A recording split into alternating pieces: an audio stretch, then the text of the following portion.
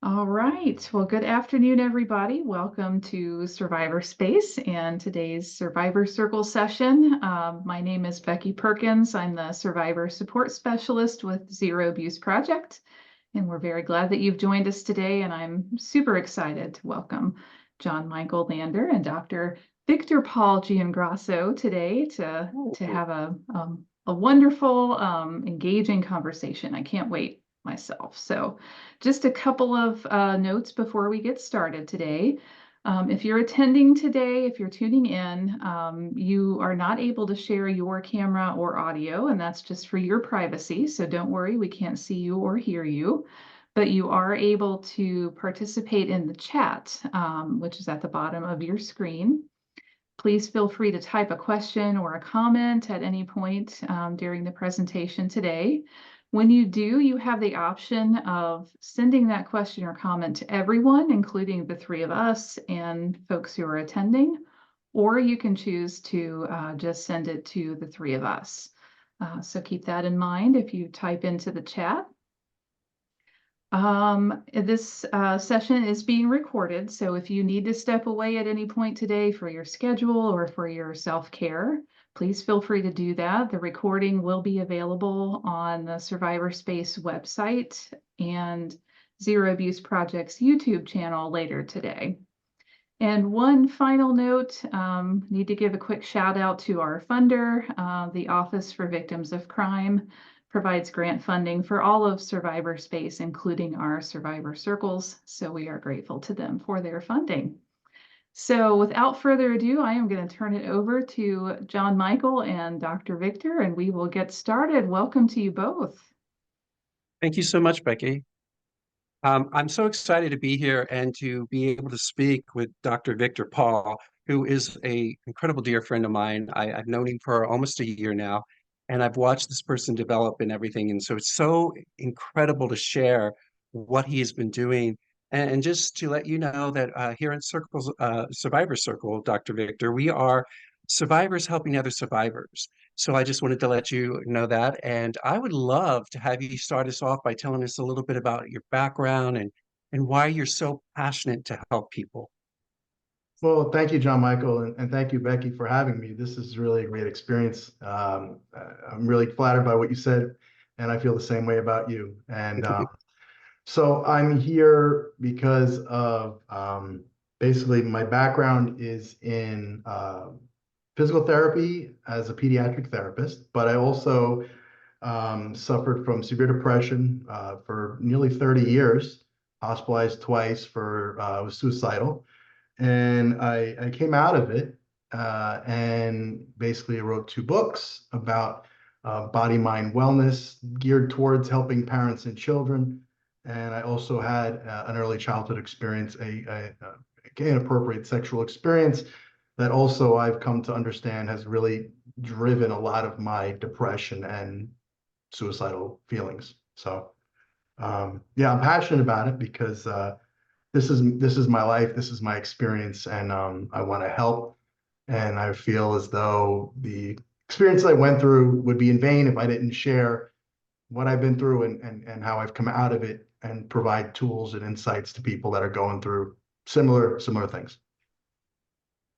Thank you so much for being transparent on that. And I also know that we have talked a couple of times before, and we both have talked about the meaning of survivor and how that can mean. And it's interesting that most people have been using survivor in the terms of sexual abuse survivors more and more now lately. And survivor can be anything from any kind of traumatic experience. Exactly. Is that what you see as well?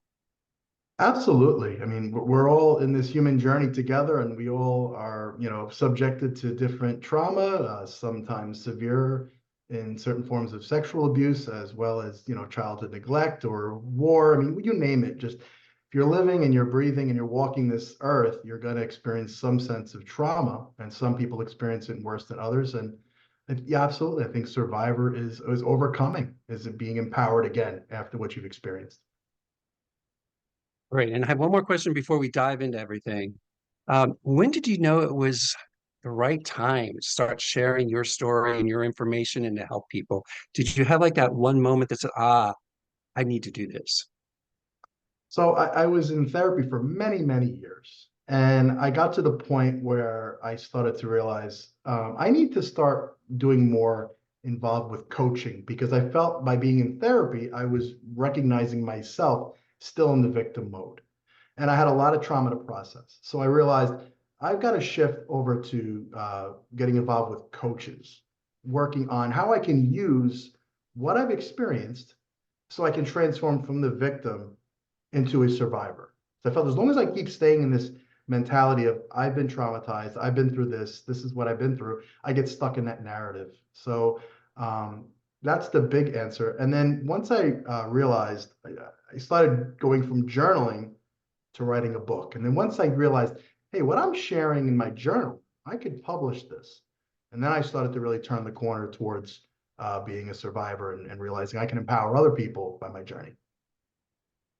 It's interesting you were talking about the fact of how staying in the victimhoodism, that's a word I think I just made up, but reading your books, and I have both of them right here, which anybody, you have to get these because they're incredibly written, well written, so informative.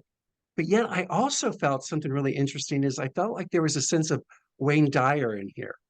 There's this quality that you have about explaining things in the simplest terms, but yet the most complex.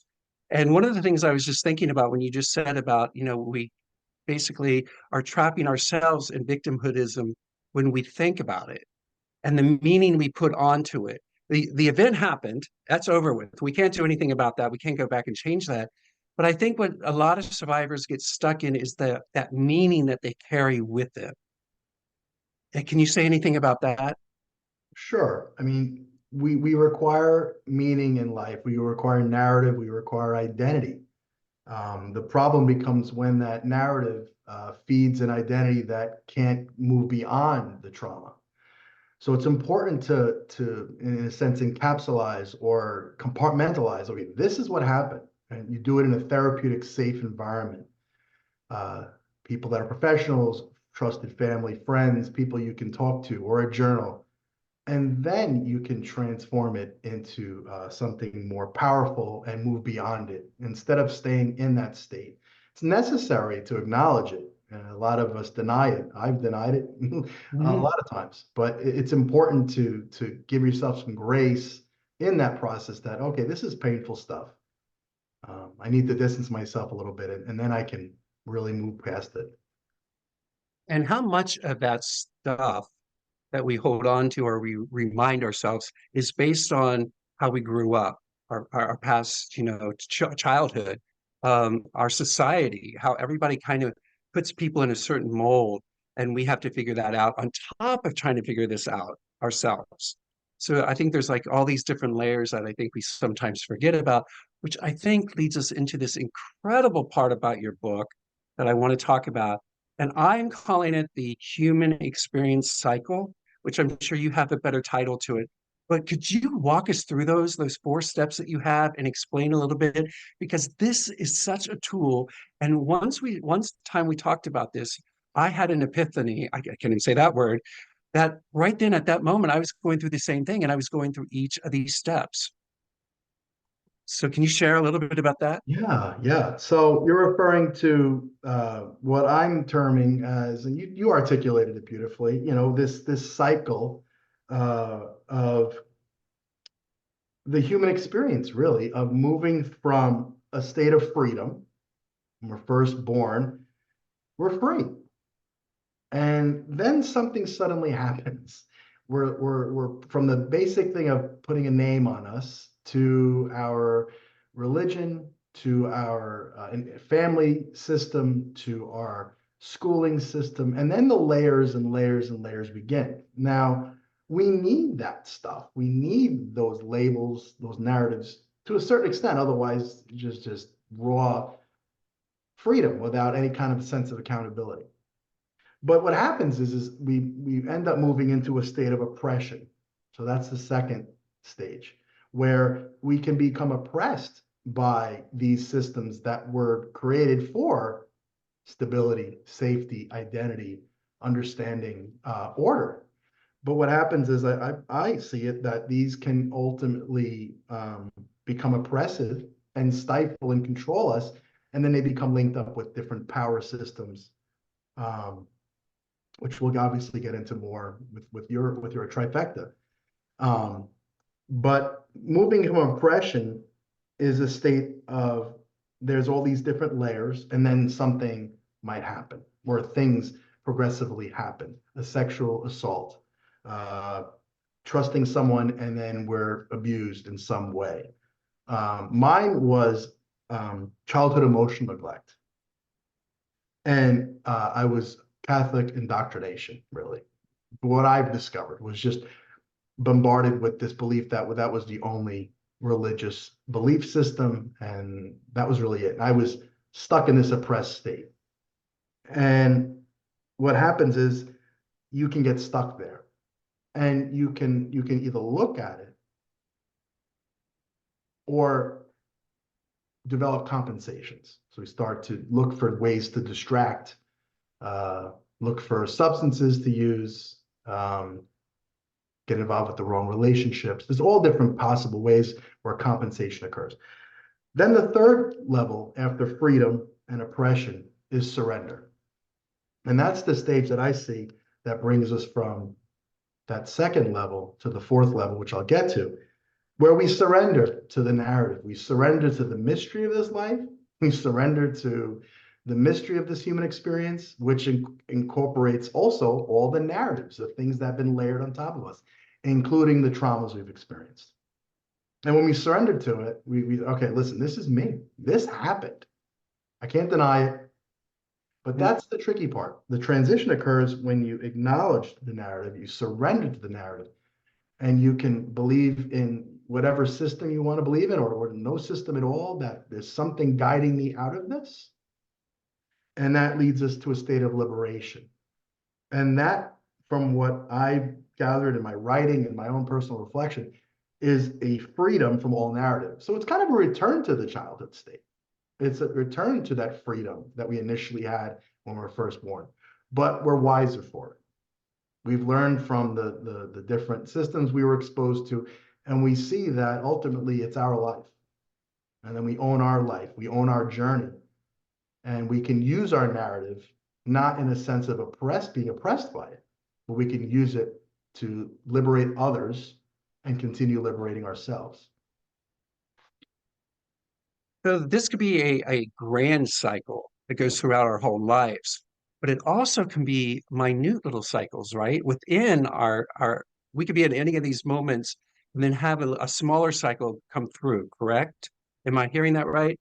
So like we Absolutely. could be in the surrender stage and we're surrendering and we're understanding, and then something can trigger us, and we may go back to a smaller intimate moment, or this present moment of dealing with, or we're back into the freedom and then going to the oppression again. And so it's not just one time through. This is something that can keep happening all the time, right? Absolutely. And I think with survivors, I think they experience this in a more dramatic moment, if I could say that. I hate to say that, but I think it's true. When we're on our healing journey, we're experiencing things in a different way than a lot of other people have. And I think it's cool to be able to decipher this. And you've worked a lot about school shootings and everything like that. Can you like walk through these 4 steps and how a person who experienced that kind of trauma, how this could work with them as well, real quick? Absolutely. I mean, think of a child, they're in that freedom state, they're growing, they're moving along their life. Maybe they have a stable home, maybe they have stable friends, and then they're in school, something happens. They survive it in terms of physical survival, but they've been exposed to incredible, senseless violence in the school. So in a place where a child should feel safe, they're completely ripped from that safety in that moment. And that would be part of the therapeutic process of acknowledging what happened, talking through it, surrendering to that narrative. This really happened, and processing it. That's the big word, really. When we're traumatized, we have to create space around it, time and space to process what happened. And I think what happens is when something happens, like a school shooting, and you get out physically surviving. But the trauma of hearing the gunshots or seeing whatever gruesome things you saw or experienced, or you lost a friend or a teacher, um, you don't want to deal with it. Who would? Especially a child.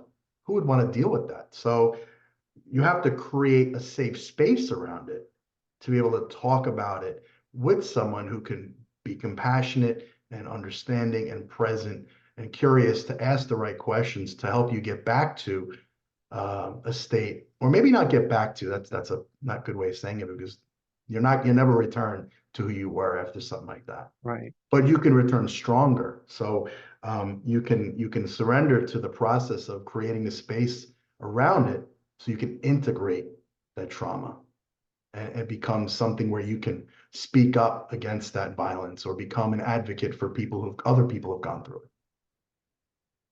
And if I'm hearing correctly, when we're in this state of oppression, in order to do this, get into surrender, we have to acknowledge that the event happened or took place, right?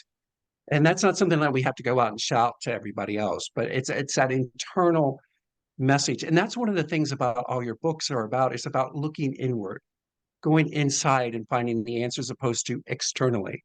And I have noticed a lot in my research with survivors, and even with my own self, I have a tendency to look outside, externally, for my approval, for my help, for anything, and first before ever looking inward. And I want to talk about this later when we talk about meditation, because I think it's really important. And we have talked about that once before, and it has been on my mind forever, how important meditation is and connecting with that inner self.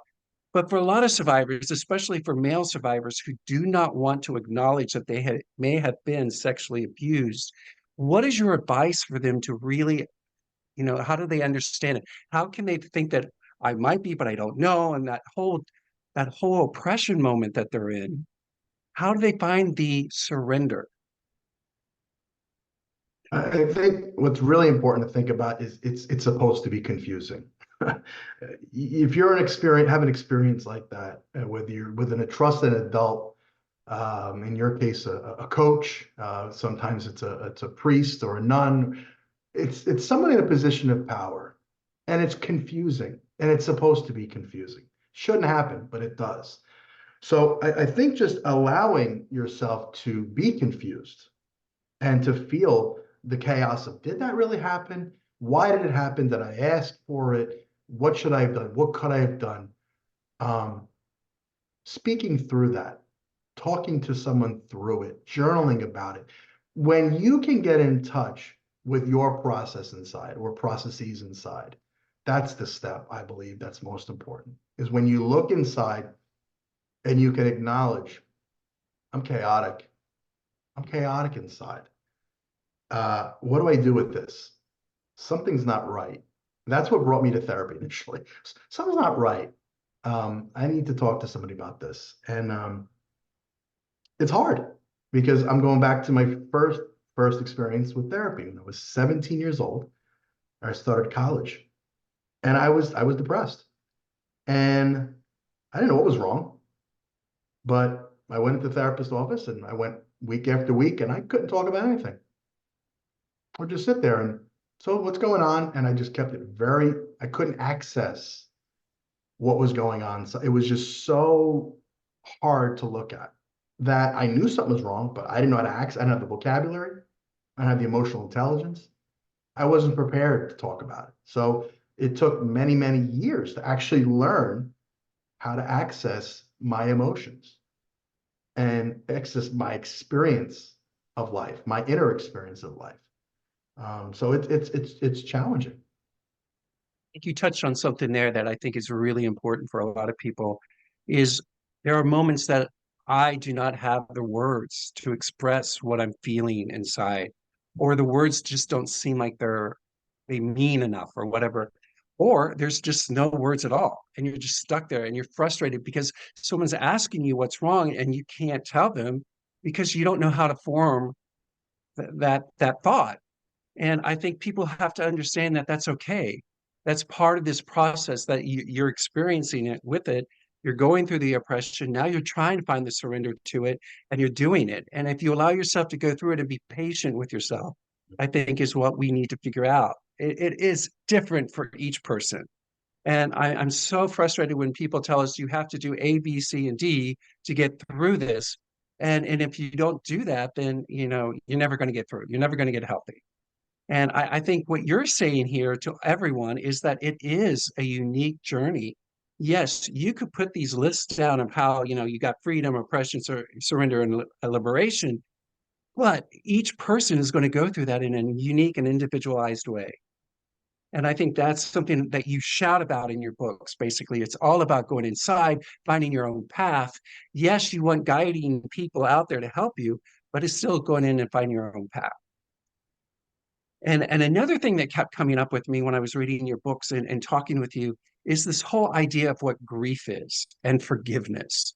And how does that work in within this cycle? Does it work in the cycle, or is that a separate step?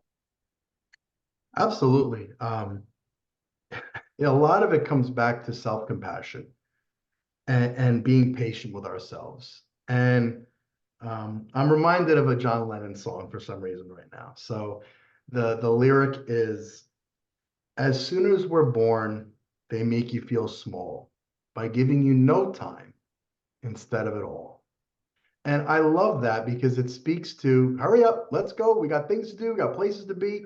And we're in this is our culture. I mean, that was written back, I guess, in the 80s, maybe the 70s by John Lennon. And it's kind of the culture we're in even more so today. Hurry up and just keep going. And that's not the way, we've come about in this earthly existence is hurry, hurry, hurry. It's a very slow process. And we have to give ourselves that grace in the process of self-compassion and kindness to ourselves and grace and compassion to other people. And forgiveness is a huge part of that. Looking at what you've been through. And a lot of years I had to spend looking at why didn't I speak up about what I experienced as a young boy? Why didn't I tell my parents, but I had to really look at it and understand it from the framework of what I experienced as a child before that, which was we don't talk about sex. We don't talk about feelings. We don't deal with that. We just don't deal with it. So in that context, I had to find a way to express it, but then I also had to find a way to forgive myself for not expressing it back in the day. Right, right. And I know we talked about once before about thought and thinking. Thought versus thinking and the difference between those two. And I just wanted to know what your opinion or what you can share about what you think that means. And I think it's a big thing that's moving forward a lot because thought means one thing and thinking means something else, although they're both part of they're pushed together a lot. Yeah. Thinking to me is more of a process. I feel like a thought is a result of the thinking. And I think you can excessively think. You can think too much or you can think too little.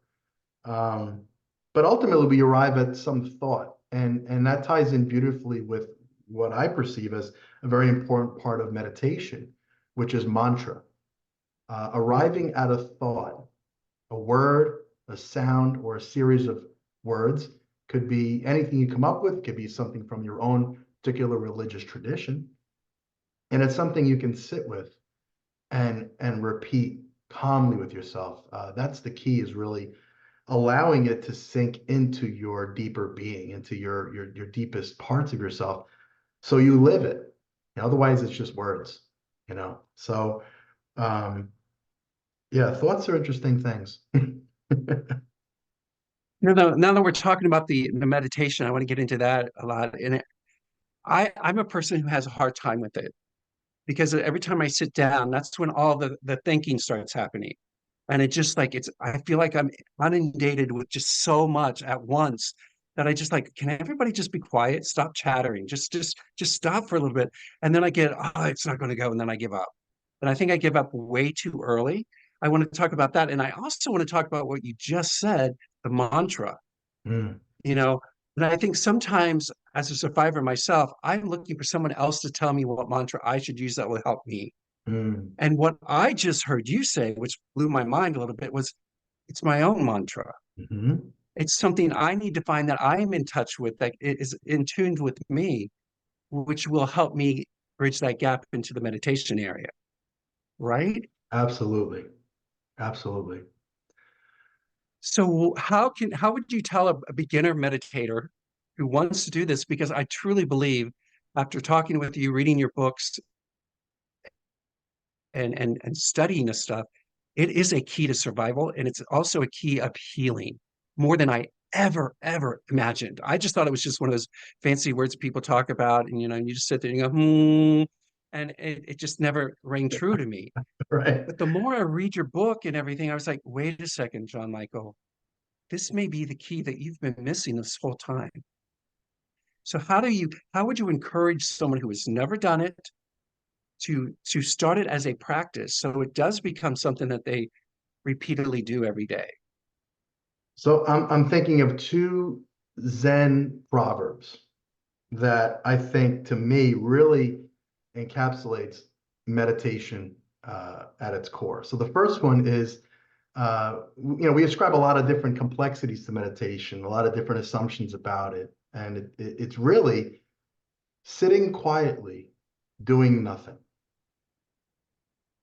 So it's really just sitting or lying down. I mean, meditation can become walking. I do walking meditation as well. Mhm. But at its most basic form, you're still physically, and you just allow what is to be within yourself. You just shut everything out and allow whatever to come up be okay. And I see that as the ultimate act and the first step towards self-compassion. Because when you allow whatever you're thinking, whatever you're feeling internally, experiencing aches and pains, obsessive thoughts, emotional turmoil, and you just allow yourself to feel it, it's painful, but it becomes beautiful over time because Mm. it's self-acceptance. You're not running from it. And again, I spoke a little bit before about the different distractions that we're all exposed to in our modern culture. Different substances. I won't even get into them, but you know what I'm talking about. Different Right, ways right. of distracting ourselves from, but Numb ultimately ourselves. we're distracting ourselves from the suffering. And Thich Nhat Hanh, who was an incredible Zen Buddhist monk from Vietnam, he was nominated actually in 1967 for the Nobel Peace Prize by Dr. Martin Luther King Jr. And he has said that he talked a lot about consumption and why we consume things. And he said, so wise, he said, we watch television, we eat, we'll even have a conversation sometimes to get away from the suffering within ourselves, to distract ourselves from coming home to the suffering inside of ourselves. And I think that's so profound. So it's hard. Of course, it's hard to sit with ourselves, especially in a culture where we're taught to keep looking outward and jumping on social media and looking for ways to distract. But it's such an empowering experience to sit quietly and do nothing.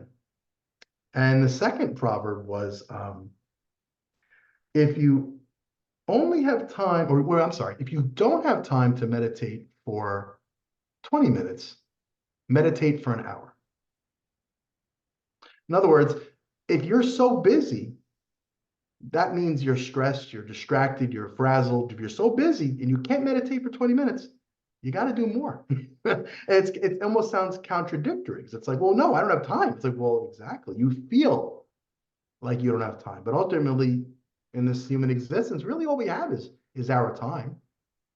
You know. Yes, I get that. That's incredible. And I also think something that goes along with the fact of, you know, there's the past, present, and future. And sometimes we get caught either looking in the past, which is our guilt. We feel a lot of guilt there, or we start looking into the future where we get anxious and nervous. And our goal is, and I think that what meditation tries to do is to bring you into the present. And I will say that I get that theoretically, but I was meditating just this morning. I was trying to do this so I could get ready for today. And all of a sudden it got really quiet. And then all of a sudden, all the faces of the abusers flashed in front of me. And Yeah. I wanted to run away. Yeah. And now when I'm looking at your cycle, I see that I have not truly surrendered yet. And that meditation is going to be able to help me do that. But I'm going to have to confront that, or at least, I don't know if the word lean into it or just let it happen so that I can become liberated from it. Right? Absolutely. Let me just say, John Michael, that when you said that, I felt it in my chest that you saw the faces, and that's so powerful. I appreciate your vulnerability with that, because I can really relate to that. So absolutely, I wouldn't use the word confront though, because confrontation is very violent in a sense, Yeah, yeah, and that's the whole idea of meditation is to be compassionate with yourself and even get to the point where you can forgive the abuser. That's the most challenging part, I believe, is getting to a point where you accept what happened so deeply within yourself that you realize that forgiveness is really about you letting go because that person's gone. right. You're carrying it with you, and this isn't judgment. This is just acknowledgement. I do it too. We carry it, but when we are able to get to the point where we feel almost sorry for the abuser, that they had to do this. How weak must they have felt to do that to me? And how strong am I now because I'm overcoming it? And I hope they've dealt with this so no one else had to be put through this. And I hope they don't feel as weak anymore and as scared and powerless, because that's really what sexual abuse is. It's not, I don't believe it's about sex. I think it's about exerting over someone that they can in a system that they feel they can exert it to keep people silent. A family system, a school system, a church system. Mhm. You said something about that whole forgiveness thing, and there's a part of me that is resistant about that. Ah, There's a absolutely. part of me that says if I forgive them, then I'm letting them off for what they did to me. And Right. it's not necessarily about me anymore. It's about what if they did it to other people? And I think that's where I get still stuck at Yeah. because I'm okay. I'm not okay. I should never say that. I get that it happened to me, but I do know as I'm getting older that it had to have happened to other guys along the way. Absolutely. And if I could have said something earlier, maybe I could have helped those guys from ever having to experience that. Yeah. And so there's that guilt that I'm carrying for myself, which I need to forgive myself for that. But then there's that thing about I don't know if it's anger still yet, Dr. Viktor Paul, or what it is, but if I forgive them, then they're off. What they did, it doesn't mean anything. Yeah. And I'm not sure how to process that. Forgiveness doesn't imply uh what's the word I'm looking Forgetting. for?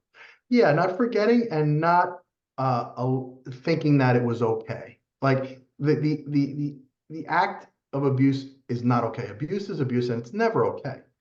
But forgiveness is really, I think, is about the survivor letting go and not condoning the behavior. And I think it's beautiful that you wrestle with this, that you feel, I wish I would have spoken up earlier because then I could have protected others. That's a very, it's a noble thing. And I think that's why you're doing the work you're doing. Because in some way you're trying to prevent, and you're preventing other people from going through that just by you speaking out this way.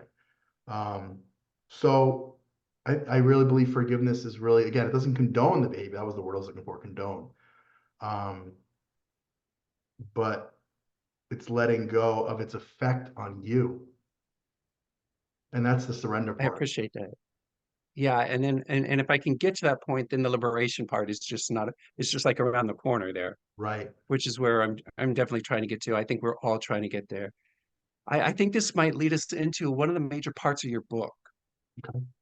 And I think I would let you explain that because I don't think I can do it eloquently enough for you. Um, So I want you to repeat that because I saw that someone put something in the chat and I got a little distracted. But Well, let's answer that first. because I want to get back to what you're saying, but I did get a little deviated. So should I pull it up and address it? Oh, I can read it for you if you want me to. Yeah, you want to do that? It says, is part of the advanced processing sharing your pain with the predators who betrayed and neglected you? Is it helpful? And if you come to that point that and can manage the experience, how do you initiate that meeting? Yeah, Wow. that's a powerful question. Thank you, Wayne. Thank you, Wayne. That's a really powerful question. My first thought was be careful because you are already traumatized and you're already working through and you're doing the hard work. You don't want to re-traumatize yourself by expecting this person that did this to you to acknowledge it and get an apology from them because that could really create a lot more conflict for you if you're being that vulnerable to say, hey, you did this to me and I need you to know. I think that the thing that would be empowering about that is to be able to communicate to the perpetrator, to the abuser, in a way that you don't anticipate getting anything in response, but just getting and becoming empowered by the mere communication of it to that person or persons. I think that's the key, is you can't expect anything from someone that did that to you. Otherwise, you're going to become hurt again. So I think if you go in from that mind state, that mindset of, I'm doing this for me. I'm expressing this to you. You don't have to say a word to me, but just know this really hurt me. And I hope you're okay in your life. I'm moving through it. And I hope you didn't do this to anybody else. Those are my thoughts. That's sage advice. Now, what do you say to someone whose predators are no longer with us? So have passed on. Yes. Yeah, I mean there are meditation practices where you can address hurts within yourself. You can journal on it. I've written many letters that I've never sent to people, and it's in itself that's very very therapeutic because you're a lot of it's again that processing that this happened. This is my experience of it. I don't know what the experience of it was the other person. I can't control why they did it, who they are, and where they're at now. That's out of my control. What's in my control is how do I own this experience in such a way where I can move past it? And that's where, again, meditation practice or even journaling, just writing down. I'm also an artist, so I do a lot of painting. And a lot of the abstract art I do is dealing with certain painful experiences. And I don't need the abuser to be there to acknowledge it because I can't can be concerned with that. It's how do I move forward? How do I make sure I'm good to my wife and children? How do I make sure that I'm good to my patients and my friends? And how do I live my best life? How do I take care of my emotional health? It sounds like to me a lot of what you're saying is taking back your power and and the power of choice. You're making choices now, opposed to, I felt like when I was going through my experience, I had no choice. That I almost felt like I gave away my power. And I find times now, and this is probably something that goes back to the meditation, where I feel I have to be in control. And if I'm not in control, and I can't just relax. And I think that's probably what keeps the chattering going in my head. But how important it is regaining your control and your choice for survivors or for anyone at this point. It's essential. I mean, that's why the word survivor, I see that as an empowered state because you've reclaimed that power of really being a child but wise for it. You start off in that free child state of potential. You're just potential. And then when you move through that oppressed state, again, through all the different manners, and then you have trauma that really, really drives you and sticks you in a state of fight, fleet, freeze, or fawn. Those are those those central nervous system responses to trauma where you get stuck and you keep replaying it. That's a state of powerlessness. And when you surrender to it, and you surrender to what happened, you surrender to some power greater than yourself, whatever your beliefs are, your higher self. That's the transition into an empowered survivor, because you've reclaimed that power, or that inner. This is just coming to me right now, and I think this brings it together. Our inner experience is ours. It's ours. It's always been ours. And when we're born, we're born in this potential, and it's our experience. And then somehow life takes it away from us in one way, shape, or form. And I think that's the liberation part. That's the empowered survivor part, where we reclaim that power, that freedom, that inner freedom, that I can be myself. I don't have to be anybody else. I don't have to, compensate for my trauma. I can move beyond this. I can live my purpose. That is so beautifully said. And as you're saying that, things were popping in my head as well.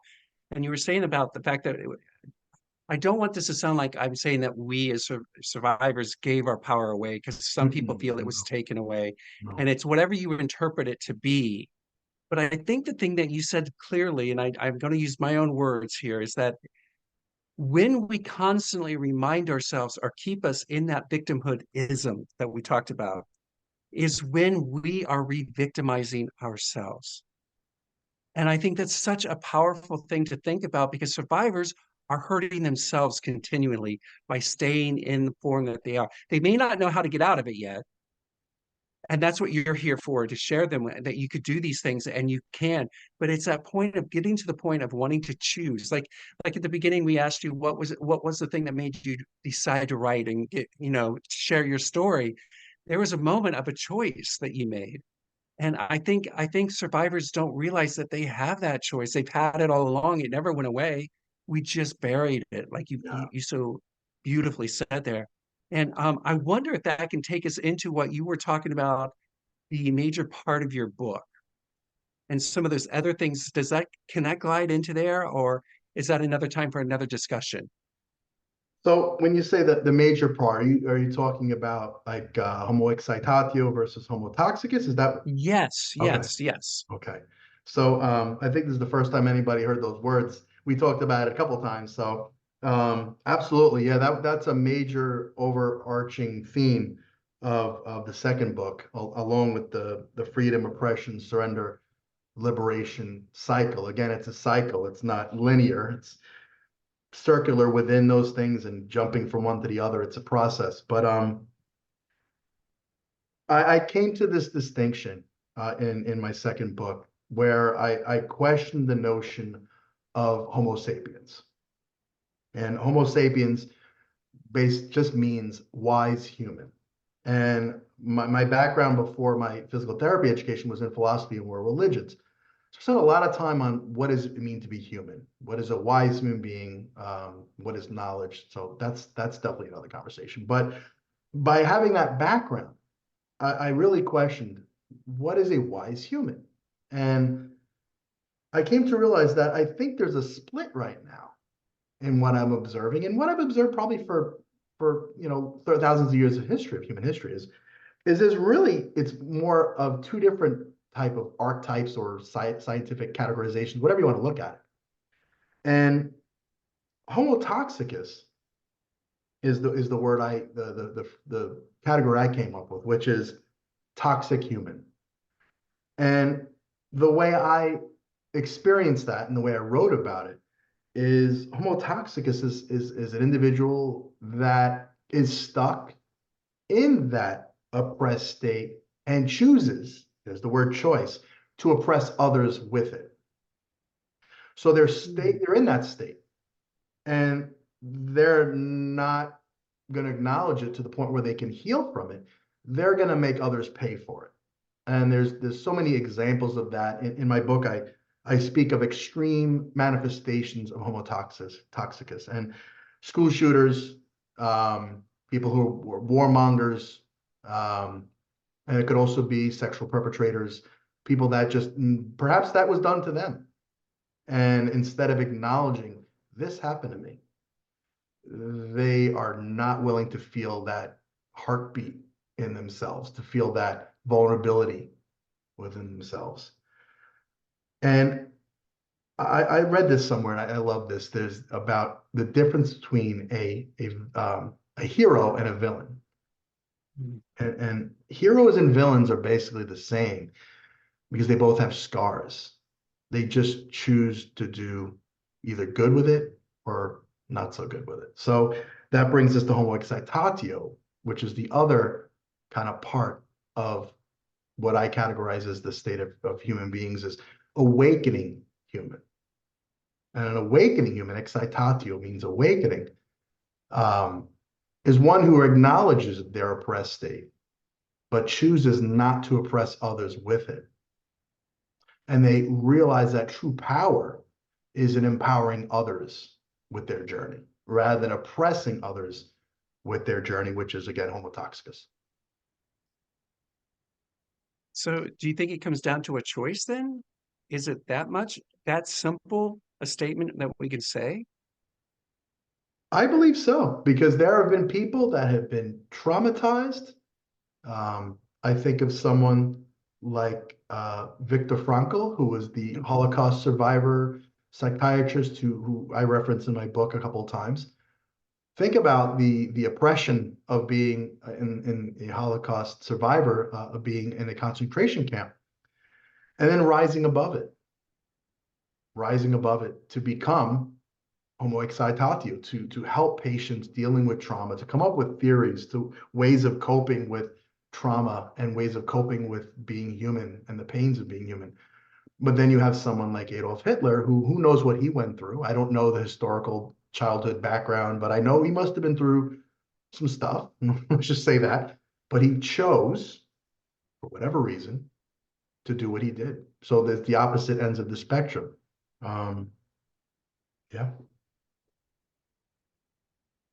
It just blows my mind. That really does. And it sounds so simple in a way, and yet we make it as humans so difficult. I think we're taught since we're little kids that we have to make life hard. Right. And we're always told how hard life is. And when in actuality, life can also be very beautiful, even within the hard moments. Yeah.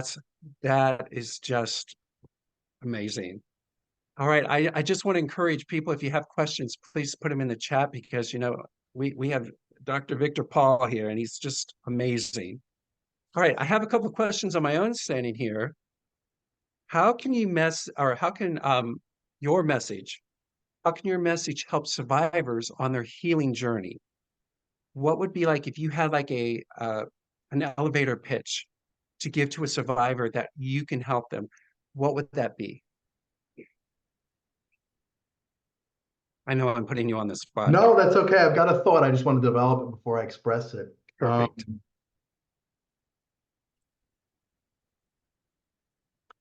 Acknowledge, relationally heal, and transform your trauma. Look at it, acknowledge it, but then you got to relationally heal, because trauma, especially with sexual nature, is relational. It's a trust issue. It's a power issue. It's a dynamic issue.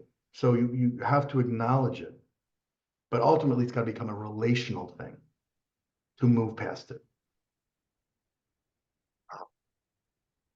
All right. Within our conversation today, what are like 3 points you would like them to take away from everything we talked about? We've talked about so much, and we can go on for another 2 hours. I enjoy talking with you. I learn something new every time.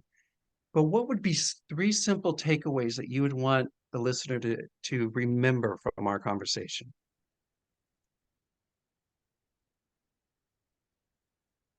We can reconnect with our power. I love that. We can reconnect with our power. Incredible. Some other personal questions directly just to you. What do you want your legacy to be? I want my kids to be okay. I want my children to learn from everything I went through so they can shine even brighter than me. Fantastic. And throughout your books, although you talk about some really heavy subjects, there's always hope laced within it. Give us a sense of hope of what we can take away today.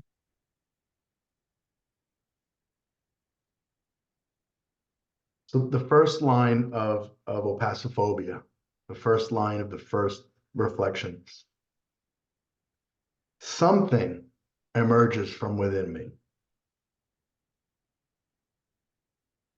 both within and beyond me. That something is you to a certain extent. It's a part of you. And we like to use words to categorize thoughts, feelings, experiences, but ultimately there's something within us, each and every single one of us. And we can connect with that. And it really messages. Messages. Am I saying that right? Messages. Wow. Messages from within ourselves and beyond ourselves. And there's so many religious systems and philosophical systems and scientific theories of where our experience comes from. Consciousness, the experience of being human. We're here, and this is our experience. So pain, pleasure, joy, suffering, meditation is all about it. Our experience is all about it. And this is a quick ride here, so let's enjoy the beauty and the suffering of it. Wonderful. That's wow, I can say that any better. I'm just stunned by everything that we talked about today and everything that you've shared. And yet I know that there's so much more. And I know a lot of survivors who may be listening to this are sharing their stories. What advice can you give to them so that they can take care of themselves after they share their story? Some type of self-help or self-care that could help them. And what do you think about that? Is there something, because, we re-traumatize ourselves by sharing the story. Absolutely. And what can we do to help heal ourselves or put our ground ourselves after we've done the speak or the conference or whatever, where everybody wants to share? Yeah. I think what you just said really sums it up is that when you reflect on your experience, if it's a painful experience, it's gonna, to a certain extent, bring up those feelings and re-traumatize to a certain, or at least it might feel like it's re-traumatizing. But if you think about it, the more you explore that narrative and the more you give yourself some grace in that narrative and some self-compassion in that narrative, that you're on that healing journey. If you can reframe, a lot of it comes down to reframing.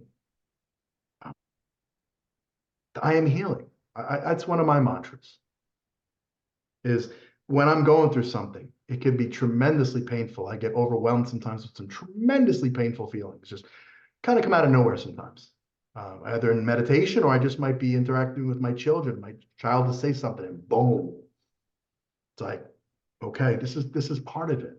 This is part of it. I don't have to categorize this as bad or this is part of my experience. And I'm going to learn from that experience and I'm going to move past it. I'm going to heal. I'm on a healing journey. That's a big one. And one of the things I always like to ask someone after we've had this great conversation, how are you feeling right now about the conversation and where are you at this moment? I'm energized right now. I really am because um, the feelings I'm experiencing and I've been experiencing throughout this call in the past would have been difficult because I'm experiencing the life within myself. And I think when you have trauma, or you've experienced trauma, I should say, and you start coming back to life and you feel that pain, it can be really scary and overwhelming. So to sit here now, and I've gone through this stuff so many times in my books and my therapy experiences and my conversations with friends like you, it's like I'm awake. I'm alive. I feel the excitement churning through me. I'll sum it up like this. I think this is a great way. I have to refer again to Thich Nhat Hanh. He had a book called No Mud, No Lotus. And what that basically means is uh, happiness, joy, the lotus flower is made from the mud, is made from the suffering. It's made from the garbage. So you can't have happiness, joy, true excitement, and even bliss without the mud, without the gunk, the stuff that's within us that you want to feel. So Incredible. I love that. And the last question I have for you, is there anything that we have not asked you today or anything you would like to share about your books or anything that we have not touched on at this moment? I'm just grateful that we had this conversation and just feeling a lot of gratitude for the opportunity to talk about these two books that um, were challenging to write, and just the gratitude I feel is incredible for your friendship, John Michael, and for Becky trusting us to be on here and Yeah. talking about this. So just gratitude. Well, I had super gratitude towards you as well, because what you're doing and the work that you're doing is helping so many people all over the country and all over the world. And your philosophies and your ideas are not just for sexual abuse survivors, but it's also branching out into, like our school shooting survivors, our bank robbery survivors. It can go across the gamut, and it's all filled and laced with hope, just like you just said there. And I think that's just brilliant. So I want to thank you for taking the time and joining us and speaking with us. And I look forward to doing this again with you. Me as well. Thank you so much, John Michael. This was really a great, amazing experience. Thank you. Thank you both so much. I really don't want this hour to end. I'm just truly touched by what an amazing conversation. Truly. I can't thank you both enough. And when you were talking about feeling, energized and alive, it makes me feel like, the difference between when you had analog TV and then you ended up with high definition TV. It's like, oh my goodness, this is what I've been missing all this time. It's like, you have that clarity and that richness of color and detail. So that's kind of what I feel at the end of this. So thank you both so very much. I put your website in the chat for folks to check out if anyone would like to, check out your books or just the amazing work that you do. Yep, John Michael's got them right there. So thank you both so very much. I really appreciate